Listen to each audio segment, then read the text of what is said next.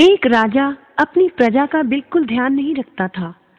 वो हमेशा अपने कपड़ों को ही संवारता रहता था। सारे महल की सभी अलमारियां भिन्न भिन्न तरह के कपड़ों से पटी रहती थीं।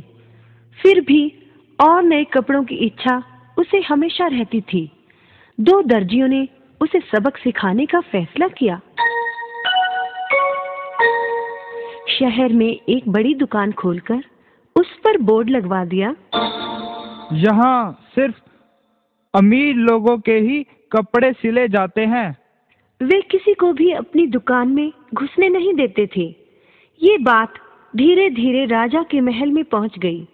राजा ने दोनों को महल में बुलवाया, परंतु उन्होंने आने से इनकार कर दिया और कहलवा भेजा, क्योंकि वस्त्र बहुत कीमती हैं, इसलिए बिना सिपाहियों की सहायता से उन्हें बाहर नहीं लाया जा सकता। राजा ने एक बग्घी में 5 सिपाहियों को भेज दिया। दर्जी एक सोने के संदूक के साथ बग्घी में बैठकर महल में पहुंच गए।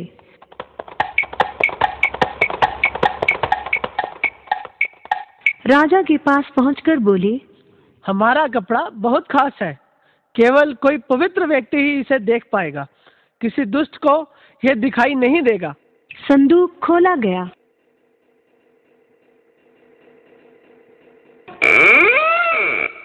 संदूक बिल्कुल खाली था।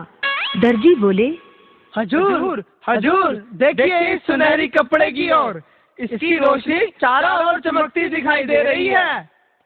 किसी को कुछ दिखाई तो दे नहीं रहा था, क्योंकि कपड़ा तो वहां था ही नहीं। पर अपने आप को दुष्ट कौन कहलाए? वाह, क्या कपड़ा है, कमाल हो गया।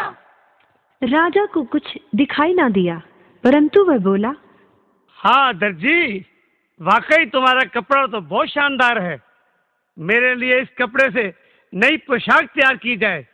ये लो 500 सोने की मोहरें, इसे मेरे जन्मदिन तक तैयार कर देना। जो हुक्म हजूर।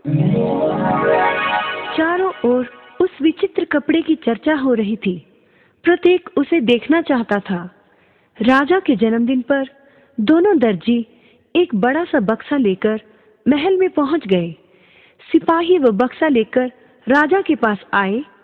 राजा ने बक्से को खोला, लेकिन बक्सा तो बिल्कुल खाली था। परंतु सिपाही बोले, अरे वाह, कितनी सुंदर पोशाक है। उन्होंने राजा को वो पोशाक पहनाने में मदद की।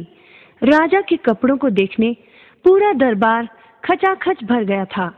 जब राजा केवल चड्डी बनियान पहने दरबार में पहुंचे तो सभी हैरान हो गए। किसी को नई पोशाक नहीं दिख रही थी, क्योंकि पोशाक तो थी ही नहीं। परंतु कोई कुछ न बोला।